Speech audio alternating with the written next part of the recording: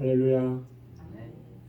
오늘은 고난주간 5번째 날이며 성금요일입니다. 예수님께서 우리를 구원하시기 위해서 십자가에 달려 돌아가신 성금요일입니다. 오늘 이 시간도 하나님께서 주시는 은혜를 사모하며 우리 함께 다 같이 하나님께 예배드리겠습니다. 다 같이 사도신경으로 우리의 신앙을 고백하겠습니다. 전능하사 천지를 만드신 하나님 아버지를 내가 믿사오며 그 외아들 우리 주 예수 그리스도를 믿사오니 이는 성령으로 잉태하사 동정녀 마리아에게 나시고 본디오 빌라도에게 고난을 받으사 십자가에 못 박혀 죽으시고 장사한 지 사흘 만에 죽은 자 가운데서 다시 살아나시며 하늘에 오르사 전능하신 하나님 우편에 앉아 계시다가 저리로서 산 자와 죽은 자를 심판하러 오시리라. 성령을 믿사오며 거룩한 공예와 성도가 서로 교통하는 것과 죄를 사하여 주시는 것과 몸이 다시 사는 것과 영원히 사는 것을 믿사옵나이다. 아멘. 찬송 138장 찬송 함께 부르시겠습니다.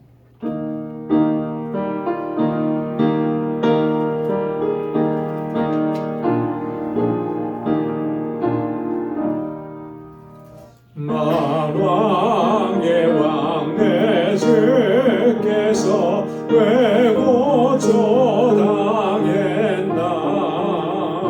이 벌레 같은 나 위에 그 보혈을 렸네. 십자가 내가 처음 볼 때 나의 맘에 큰 고통 사라져. 오늘 믿고서 내 눈 밝았네. 참 내 기쁨 영원하도다. 주 십자가 못 박힘은 속죄함 아닌가. 그 긍휼함과 그 은혜 말할 수 없도다. 십자가 내가 처음 볼 때 나의 맘에 큰 고통 사라져. 오늘 믿고서 내 눈 밝았네. 참 내 기쁨 영원하도다. 내르라도 그 은혜 다 갚을 수 없네. 나 주님께 몸 바쳐서 주의 일 힘쓰리. 십자가 내가 처음 볼 때에 나의 맘에 큰 고통 사라져. 오늘 믿고서 내 눈 밝았네. 참 내 기쁨 영원하도다. 아멘. 우리 이 시간 다 같이 통성으로 함께 기도하겠습니다. 하나님의 뜻을 밝히 분별할 수 있는 지혜, 또 하나님의 뜻대로 행할 수 있는 능력을 우리에게 허락해 주옵소서. 늘 성령의 충만함 가운데 살아가게 하옵소서. 특별히 우리 조국 대한민국과 우리가 살아가고 있는 이 땅을 위해서 함께 기도해 주시고, 우리 한국 교회와 지도자들과 또 한국의 모든 믿음의 성도들이 일어서서 나라와 민족을 또 하나님의 뜻대로 잘 인도해 갈 수 있게 해달라고. 또 우리가 살고 있는 이 미국 땅은 최근 들어서도 계속해서 여러 가지 참 우리를 위협하고 또 불안하게 하는 그런 만든 일들이 있습니다. 이런 모든 일들이 또 사라지고 또 모두가 평화를 위해서 힘쓰는 그런 나라가 되도록, 특별히 우크라이나와 또 러시아의 이 전쟁이 속히 종식되고 참된 평화가 오도록, 그리고 오늘 가지고 나온 우리의 기도의 제목을 가지고 이 시간 통성으로 함께 기도하겠습니다. 하나님 아버지 감사합니다. 주님, 나를 위해서 내 모든 모든 죄와 허물을 사하시고 나를 구원하시기 위해서 십자가에 달려 돌아가신 오늘 성금요일입니다. 오늘 이 시간도 하나님 주님의 그 크신 사랑과 그 은혜 하나님 다시 기억하게 하시고 잊지 않게 도와주시고 그 구원의 감격과 또 그 기쁨 가운데서 하나님을 경배하고 찬양하고 주님을 섬기고 아버지의 뜻대로 행할 수 있는 저희들 되게 하여 주옵소서. 너무나 연약하고 어리석습니다. 주님의 뜻대로 행하고자 하는 마음은 있지만 아버지는 우리의 삶에서 주님의 뜻대로 행하지 못하는 연약함 주님 긍휼히 여겨주시고 주의 권능으로 항상 붙잡아 주셔서 아버지의 뜻대로 행하며 살아가는 저희들 되게 하여 주옵소서. 오 하나님 아버지, 우리의 떠나온 조국을 위해서 기도합니다. 주님께서 특별한 사랑과 은총으로 아버지 하나님 나라 민족을 지켜주시고 아버지 주의 복음으로 말미암아 이 민족이 아버지 새 생명을 얻게 하시고 감사합니다. 그러한 은혜를 너무나 쉽게 잊어버리는 저희들을 아버지 하나님 불쌍히 여겨주시고 다시 한번 주님 앞에 바로 설 수 있도록 도와주시고 아버지 하나님 한국교회에 세워주신 주님의 몸된 교회들과 주의 종들과 사랑하는 주의 백성들을 통하여서 이 나라 이 민족이 정말 하나님의 뜻대로 바로 서갈 수 있도록 도와주시고 위정자들에게 은혜를 더하시고 아버지 저들의 마음을 주장하여 주옵소서. 하나님을 두려워할 줄 아는 마음을 갖게 하여 주시고 그곳에 세워지는 주의 종들을 통하여서 정말 이 나라 민족을 바르게 이끌어가도록 도와주옵소서. 우리가 살아가고 있는 이 땅을 긍휼히 여겨 주옵소서. 이 나라 백성들을 아버지께서 긍휼히 여겨 주셔서 다시금 아버지 처음에 그 신앙과 믿음을 회복하게 하시고 하나님 앞에 바로 설 수 있도록 도와주시고 정말 우리가 살아가고 있는 삶의 터전이 정말 하나님의 뜻을 온전히 행할 수 있도록 인도하여 주옵소서. 세계 곳곳에 전쟁과 아버지 하나님 또한 기근과 여러 가지 아버지의 고난으로 인하여서 고통당하는 심령들을 주님께서 붙잡아 주시고 주의 위로로 함께하여 주시며 특별히 우크라이나 러시아와의 전쟁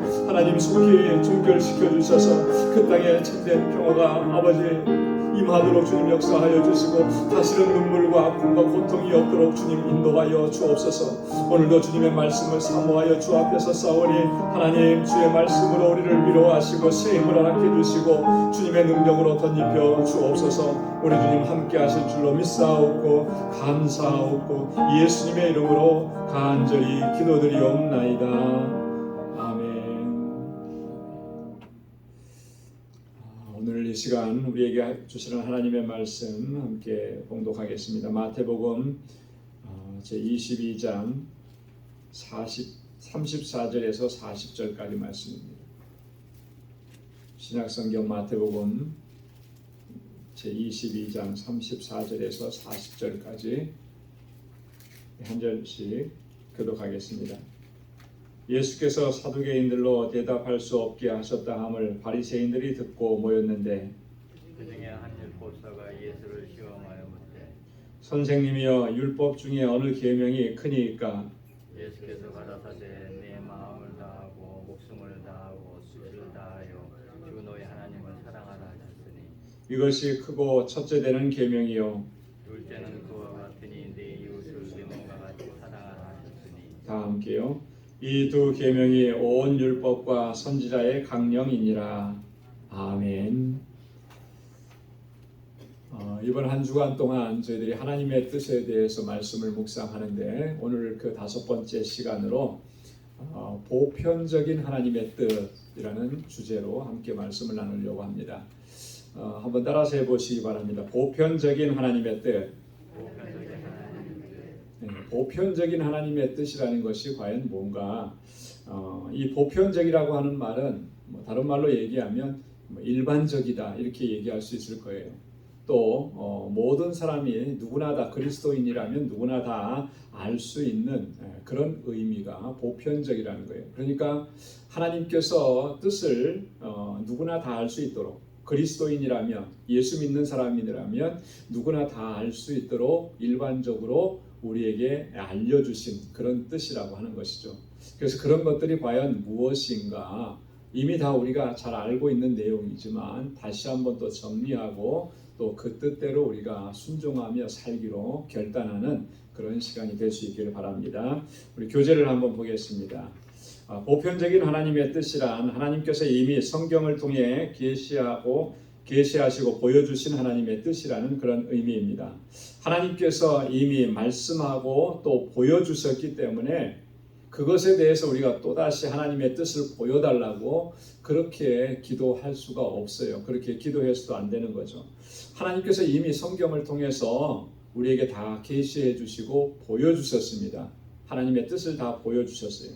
우리가 이미 또 그 하나님의 뜻을 잘 알고 있습니다. 대부분에는 하나님의 뜻을 잘 알고 있어요. 그렇기 때문에 우리가 하나님의 뜻을 보여주십시오 이렇게 기도하는 것이 아니라 하나님께서 성경을 통해서 밝히 보여주시고 말씀하신 대로 이제는 우리가 순종하고 실천하면 되는 것입니다. 단지 우리가 기도해야 된다면 정말 우리가 하나님의 뜻대로 순종하고 온전히 순종하고 실천할 수 있도록 성령께서 우리에게 지혜를 주시고 권능으로 우리에게 덧입혀 달라고, 그래서 주님의 능력으로 덧입혀 달라고, 순종할 수 있도록 인도해 달라고 그렇게 기도하는 거예요. 그래서 하나님의 주시는 능력으로, 성령의 능력으로 그렇게 온전한 순종으로 나아가게 됩니다. 오늘과 내일 두 번에 걸쳐서 성경을 통해서 알려주신 보편적인 하나님의 뜻을 우리가 다시 한번 정리해보고 그 뜻대로 순종하며 살아가기로 결단할 수 있기를 바랍니다.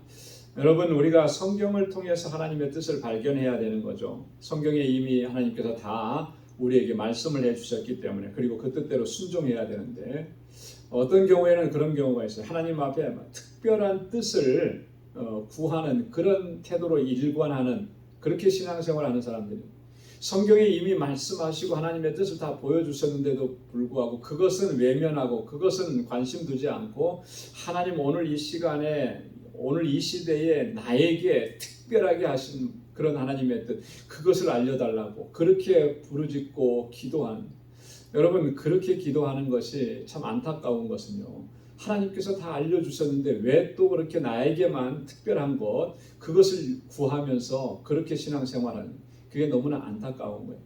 우리가 먼저 해야 될 일은 이미 하나님께서 알려주시고 보여주신 그 뜻대로 순종하는 거예요. 그랬을 때 하나님께서 나에게 개인적으로 특별한 것들을 또 말씀해 주시고 일러주시고 또 그렇게 역사하시는 것입니다. 자, 그러면 어떤 것들이 있는지 한번 살펴보겠습니다. 첫 번째, 십계명으로 보여주신 하나님의 뜻, 하나님 사랑과 이웃 사랑 한번 따라서 해보십시오. 하나님 사랑, 이웃 사랑. 하나님께서는 십계명을 통해서 하나님 사랑과 이웃 사랑에 대해서 우리에게 말씀을 해주신 거예요. 하나님께서 이스라엘 백성들을 애굽에서 해방시키시고 40년 동안 광야 생활을 거쳐 마침내 약속의 땅 가나안에 이르게 하셨습니다. 광야 생활 초기에 하나님께서 모세를 시내산으로 부르시고 거기서 이스라엘 백성들을 향한 하나님의 뜻을 담아 십계명을 비롯한 모든 율례와 법도와 계명들을 주셨습니다. 그러면 십계명과 기타 여러 율례와 법도와 계명들은 한마디로 얘기하면 보편적인 하나님의 뜻이라는 것입니다. 그래서 이스라엘 백성들이 반드시 지켜 행하고 순종해야 되는 거예요. 여러분, 계명 속에는 하나님의 뜻이 담겨져 있는 것입니다. 그래서 그 계명은 우리가 마음을 다해서 힘을 다해서 순종해야 하는 것이죠. 특별히 여러분 십계명은 크게 두 가지로 요약할 수 있는데 첫째는 하나님 사랑이라는 거예요. 제1계명에서 제4계명까지는 하나님의 사랑에 관한 하나님 사랑에 관한 계명이고 또 둘째는 이웃 사랑이라는 겁니다. 다섯 번째에서 또 10번째까지는 이웃 사랑에 대한 계명이라고 하는 그런 의미입니다. 그래서 예수님께서도 율법 중에서 어느 계명이 제일 큽니까? 어느 계명이 크니까? 이렇게 묻는 율법사에게 뭐라고 말씀하셨습니까? 이 두 가지를 말씀하신 거예요. 하나님 사랑과 이웃 사랑에 대해서 말씀.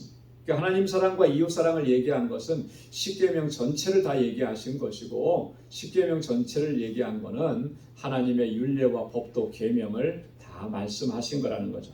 마태복음 22장 37절로 40절 오늘 우리가 함께 읽었는데요. 다시 한번 읽겠습니다. 시작.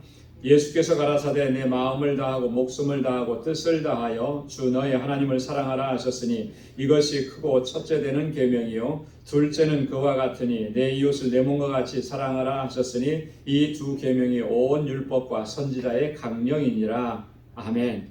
첫째는 뭐라 그랬습니까? 주 너의 하나님을 사랑하라. 어떻게 사랑하라 그랬습니까? 마음을 다하고 목숨을 다하고 뜻을 다하여. 자, 둘째는 뭐라 그랬습니까? 내 이웃을 내 몸과 같이 사랑하라. 이웃을 누구와 같이 무엇과 같이요? 내 몸과 같이 사랑하라. 그러니까 하나님 사랑과 이웃 사랑이 하나님의 뜻인 거예요. 우리의 모든 삶이 정말 진정한 사랑으로 행하는 것 그것이 하나님의 뜻이라고 하는 것입니다. 자, 로마서 13장 9절 말씀 다 같이요. 간음하지 말라, 살인하지 말라, 도적질하지 말라, 탐내지 말라 한 것과 그 외에 다른 계명이 있을지라도 내 이웃을 내 자신과 같이 사랑하라 하신 그 말씀 가운데 다 들었느니라. 아멘. 네. 간음하지 말라, 살인하지 말라, 도적질하지 말라. 마땅히 그렇게 하면 안 되는 것이죠. 그런데 그것이 과연 그 근본 정신이 뭐냐라고 하는 거예요. 하나님께서 살인하지 말라 그러시니까 살인하지 말아야지. 여러분 이렇게 그쳐버리면은 물론 그것도 잘하는 일이죠. 하지 말라 그래서 안 하는 것이니까. 자, 그런데 그 근본적인 정신이 뭐냐는 거예요. 왜 살인하지 말라 그랬고, 왜 간음하지 말라 그랬고, 왜 도적질하지 말라 그랬느냐. 이웃 사랑이기 때문에 그래요.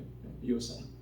내 이웃을 내 몸과 같이 사랑한다면 이웃에게 해를 입히고 이웃에게 피해를 가게 하는 일은 결코 할 수 없다라고 하는 거예요. 여러분 내 몸에 내 자신과 같이 이웃을 사랑하려 하는데 내 몸에 해를 입히는 사람들이 있습니까? 물론 뭐 정신적으로 또 문제가 있고 어려움을 겪는 사람들이 간혹 그런 경우가 있지만 그러나 일반적으로는요, 정상적인 그런 사고방식을 가지고 살아가는 사람은 자기 몸에 해를 입히지 않아요. 자기 몸을 얼마나 소중하게 여기는데. 그렇잖아요. 내 몸을 위해서, 건강을 위해서 좋은 것이라 그러면 얼마나 그 좋은 것들을 많이 섭취하고 또 운동도 얼마나 열심히 합니까? 나를 그렇게 사랑하기 때문에 그런 거예요. 그것과 마찬가지로 내 이웃을 그렇게 사랑하라는 거예요. 그래서 간음하지 말고 도적질하지 말고 내 이웃을 보호하라는 것이죠. 지키라는 것이죠. 사랑하라는 것. 그게 하나님의 뜻이라고 하는 거예요. 자, 요한일서 4장 21절 다 함께요. 우리가 이 계명을 주께 받았나니 하나님을 사랑하는 자는 또한 그 형제를 사랑할지니라. 아멘. 하나님을 사랑하는 자는 그 하나님을 사랑하는 것이 진실한 것이면 마땅히 그 형제도 사랑하게 되어 있는 거예요. 그래서 하나님 사랑과 이웃 사랑은 별개 아니라는 거예요. 별개의 것이 아니라 하나라고 하는 거죠. 동전의 양면과 같은 거예요. 동전을 굴리면은 양쪽 면, 앞뒷면이 같이 굴러가는 것처럼 우리의 성도의 삶에는 하나님의 사랑, 하나님 사랑과 이웃 사랑이 함께하는 것. 그것이 바로 보편적인 하나님의 뜻이고 십계명을 통해서 우리에게 보여주신 하나님의 뜻입니다. 자, 두 번째로 보편적인 하나님의 뜻, 공의와 정의. 한번 따라서 해보십시오. 공의와 정의. 공의와 정의. 우리가 살아가면서 하나님의 공의를 행하고 정의를 행하는 것, 그거 하나님의 뜻이라고 하는 것입니다. 여러분, 공의와 정의는 하나님의 대표적인 속성입니다. 그렇기 때문에 오직 하나님의 말씀만이 이 세상의 공의와 정의의 기준이 되는 것입니다. 성경에서 말씀하고 있는 정의와 공의는 시대와 나라와 민족을 초월하는 진정한 기준이고 절대적인 기준이 되는 것입니다.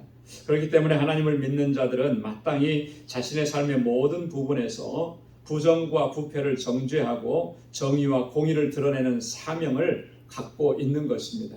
여러분, 성도가 그리스도인이 부정하고 부패한 것에 연루되어 있고 그것과 함께 한다는 것은요, 그가 정말 하나님의 뜻을 잘 모르고 있다라고 하는 거예요. 하나님의 뜻을 행하지 않고 있다라고 하는 것입니다. 우리 성도는 하나님의 성품대로, 하나님의 속성대로 공의와 정의를 위해서 늘 힘써야 되는 거예요. 그것 때문에 내가 손해를 보는 일이 있고 피해를 입는 일이 있다 할지라도 하나님의 정의를 외쳐야 하는 것입니다. 왜냐하면 그것이 이 세상의 절대적인 기준이기 되기 때문에 뭐 세상에서 이게 기준입니다 하고 법령으로 정하는 것들이 간혹 있습니다. 그런데 그런 것들이 하나님의 뜻을 반하는 경우들이 얼마나 많아요. 그렇지 않아요? 예. 그런 일들이 참말로 뭐 차별금지법 했는데요. 그 차별금지법 안에 들어가는 것은요, 하나님의 창조 질서를 반하는 그런 것도 그렇게 차별하면 안 된다 그래서 그런 것들을 용납해주고 허용해주는 그런 법이 차별금지법이에요. 여러분, 하나님의 말씀이 기준인 것이지 세상 사람들이 고안해낸 것이 그게 정의의 기준이 아니라고 하는 것입니다. 이것을 우리가 분명하게 알아야 돼요. 그래서 정말 하나님의 말씀이 뭘 말씀하고 있고 무엇을 명하셨는지 그것을 바로 알아야 한다라고 하는 것입니다. 계속해서 보겠습니다. 오늘날 우리 믿는 자들의 가장 심각한 문제 중에 하나는 우리 개인과 신앙 공동체의 삶 속에서 정의와 공의가 부재하거나 미미하다는 것입니다. 불의하고 부패하고 부정직한 것들과 적당하게 타협하면서 그러한 태도로 얻게 되는 유익을 하나님의 은혜요 축복이라고 그렇게 착각하고 자랑하는 것, 이거 심각한 문제가 아닐 수가 없는 것입니다. 하나님께서 그래서 각 시대마다 선지자들을 통해서 명령하시고 강조하신 말씀의 공통점이 뭐냐면 그것이 바로 공의와 정의인 것입니다. 그러므로 우리는 힘써서 공의와 정의를 행해야 하는 것입니다. 여러분, 부정으로 불법으로 불을 쌓고 그리고 그것이 하나님의 축복이라고 하나님의 은혜라고 그렇게 얘기하는 경우들이요, 얼마나 많이 우리 주변에서 일어나는지 모릅니다. 믿는 사람들이 그래요. 예수 믿는 사람들이 불법을 행하고 부정해가고 남을 속이고 불의한 방법으로 재물을 쌓아놓고 나중에 가서 그게 뭐냐면 하나님이 나를 이렇게 축복해 주셨다. 여러분, 언제 하나님께서 부정을 행하고 불법을 행하면서 그렇게 부를 쌓아가라고 말씀하셨습니까? 하나님께서 말씀하신 것은 오직 하나예요. 정직하라는 거죠. 진실하라는 거죠. 공의로우라는 것이죠. 정의로우라는 것입니다. 부정하고 불법한 것들은 버리라고 하는 거예요. 하나님, 그게 하나님의 뜻인데 하나님의 뜻을 바로 알지 못하니까 그런 일들을 행하는 거예요. 혹시나 우리가 그런 태도를 가지고 그렇게 생각하는 것이 있다면 이 시간을 통해서 우리가 완전히 버려야 합니다. 그리고 우리의 삶 속에서는 하나님의 공의와 정의를 행하기를 힘쓰는, 그렇게 하나님의 뜻을 힘써서 행하는 우리 모두가 될 수 있기를 바랍니다. 우리 말씀을 또 계속 봅니다. 신명기 32장 4절 다 함께요. 그는 반석이시니 그 공덕이 완전하고 그 모든 길이 공평하며 진실무망하신 하나님이시니 공의로우시고 정직하시도다. 하나님은 어떠시다 그랬어요? 공의로우시고 정직하시도다. 그러니까 공의롭지 못한 것, 정직하지 아니한 것은 하나님 앞에 설 수 있습니까? 없습니까? 없어요. 절대로 그럴 수가 없는 것입니다. 아모스 5장 24절에 오직 공법을 물같이 정의를 하수같이 흘릴지로다. 여러분, 물이 어떻게 흘러갑니까? 강물이 어떻게 흘러가요? 그건 원칙대로 하나님께서 주신 법칙대로 흘러갑니다. 위에서 아래로 흘러가게 되어 있어요. 그거는 바꿀 수가 없는 거잖아요. 물론 산업 발전을 위해서 물리적인 힘을 가해서 거꾸로 들어 올리기도 하지만 그거는 자연 질서가 아닌 거죠. 인위적인 것이죠. 자연적인 방식, 하나님의 법칙은 위에서 아래로 흘러가게 돼 마찬가지입니다. 이 공법도 정의도 그렇게 흘러가도록 해야 한다라고 하는 거예요. 그게 우리의 사명이라고 하는 것입니다. 자, 시편 33편 3절로 4절 다 함께요. 여호와의 말씀은 정직하며 그 행사는 다 진실하시도다. 저는 정의와 공의를 사랑하시며 세상에 여호와의 인자하심이 충만하도다. 아멘. 하나님은 뭘 사랑하신다 그랬습니까? 정의와 공의를 사랑하는 거예요. 그렇기 때문에 정의를 행하고 공의를 행하는 사람을 하나님 사랑하시는 것입니다. 공의와 정의, 하나님의 보편적인 뜻입니다. 자, 세 번째로 넘겨서 보겠습니다. 보편적인 하나님의 뜻, 겸손히 하나님과 동행하는 삶. 함께 따라서 해보시기 바랍니다. 겸손히 하나님과 동행하는 삶. 그것이 하나님의 뜻이라고 하는 거예요. 하나님께서는 요엘 선지자를 통해서 하나님께서 선하게 여기시는 일에 대해서 다음과 같이 말씀하셨습니다. 요엘서 6장 8절 다 함께요. 사람아, 주께서 선한 것이 무엇임을 내게 보이셨나니 여호와께서 내게 구하시는 것이 오직 공의를 행하며 인자를 사랑하며 겸손히 내 하나님과 함께 행하는 것이 아니냐. 여기 보면 선한 것, 하나님께서 선하신 것을 보여주셨다. 하나님께서 내게 구하시는 것이 있다. 내게 요구하시는 것이 있다. 그게 뭐냐면 그것은 하나님의 뜻이라고 하는 거죠. 요엘은 그것을 세 가지로 말씀을 했는데 첫째는 공의를 행하는 것이다. 공의는 앞에서 설명을 드렸습니다. 인자를 사랑하는 것이라 그랬습니다. 우리와 함께하는 사람들을 함께 사랑으로 행하는 것, 그 앞에서도 말씀을 드렸습니다. 그리고 세 번째로 뭐라 그랬습니까? 겸손히 하나님과 함께 행하는 것이다. 그게 하나님의 뜻이라고 하는 거예요. 하나님께서는 그 택하신 백성들로 하여금 겸손히 하나님과 동행하는 삶을 살아야 한다고 말씀하신 것입니다.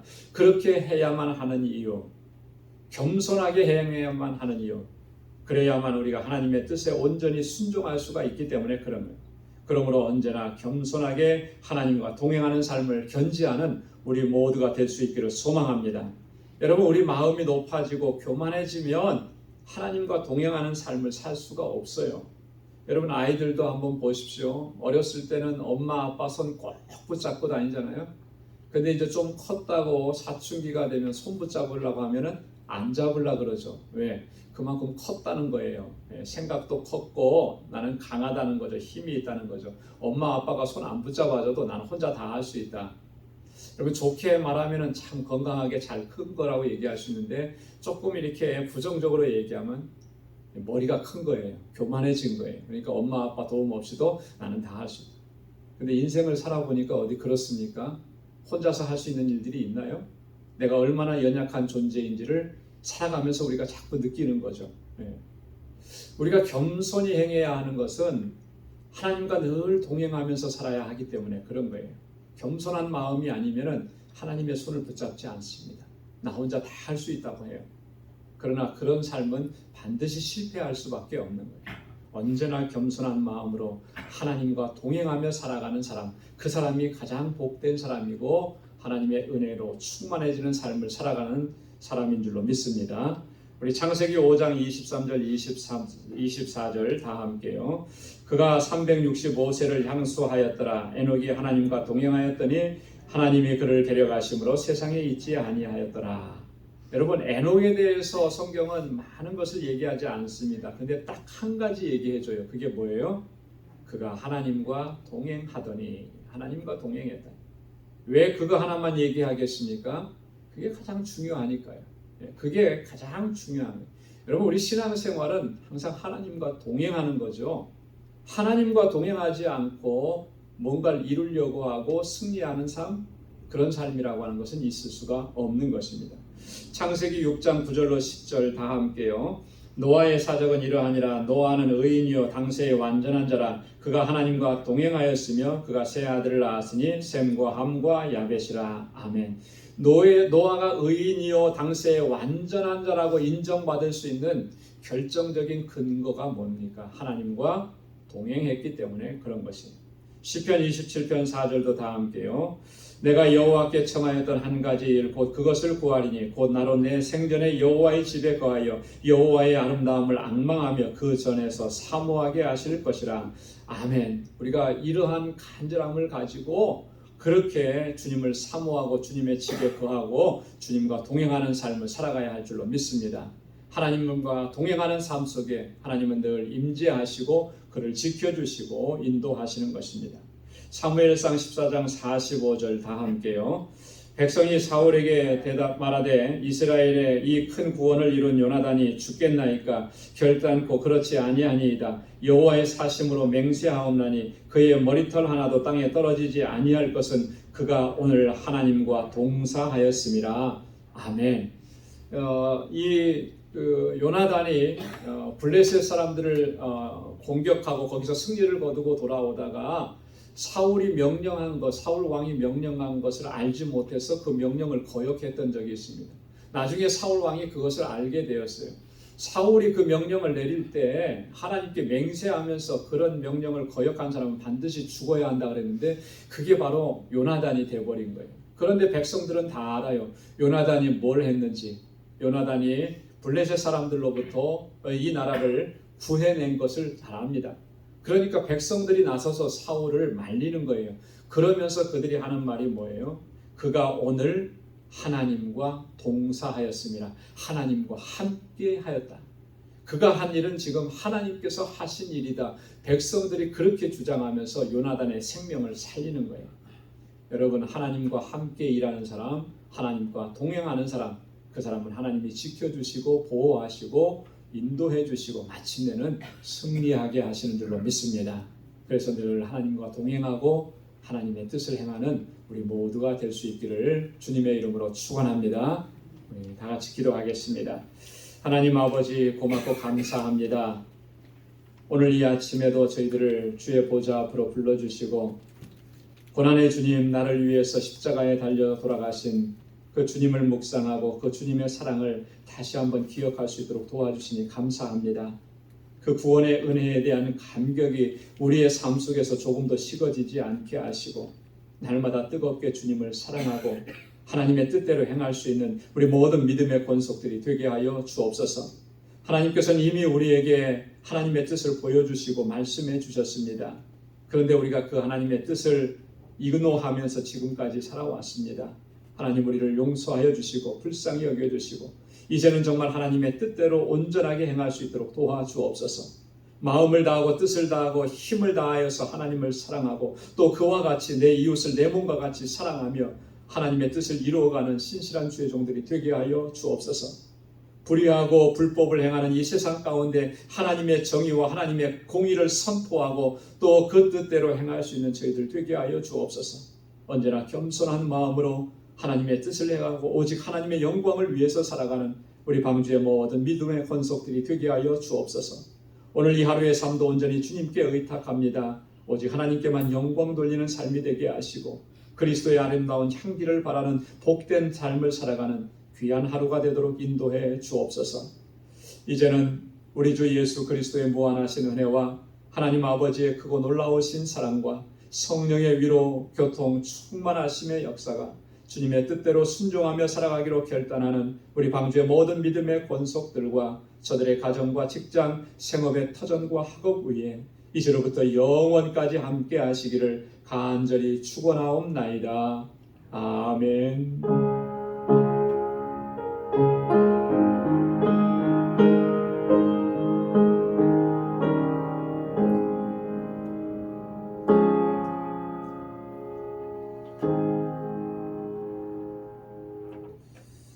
각자 개인 기도하시기 전에 한 가지 알려드리겠습니다. 슬픈 소식을 알려드려야 되는데요. 어젯밤 한 10시경에 우리 이지연 성도님께서 하나님의 부르심을 받으셨습니다. 너무 갑작스러워서 뭐라고 말이 잘 나오지 않고 또 가족들도 너무나 지금 힘들고 어려운 상황입니다. 이 너싱홈에 계시다가 갑작스럽게 상태가 안 좋아져서 어제 한 12시경 좀 이렇게 병원으로 옮기셨는데 병원에서도 뭐 어떻게 너무나 약해지고 또 심장이 작동이 이렇게 원활하게 잘 되지 않아서 최선의 조치를 다 했는데 할 수가 없었다고 이렇게 연락을 받았습니다. 그래서 밤 10시경에 하나님의 부르심을 받았습니다.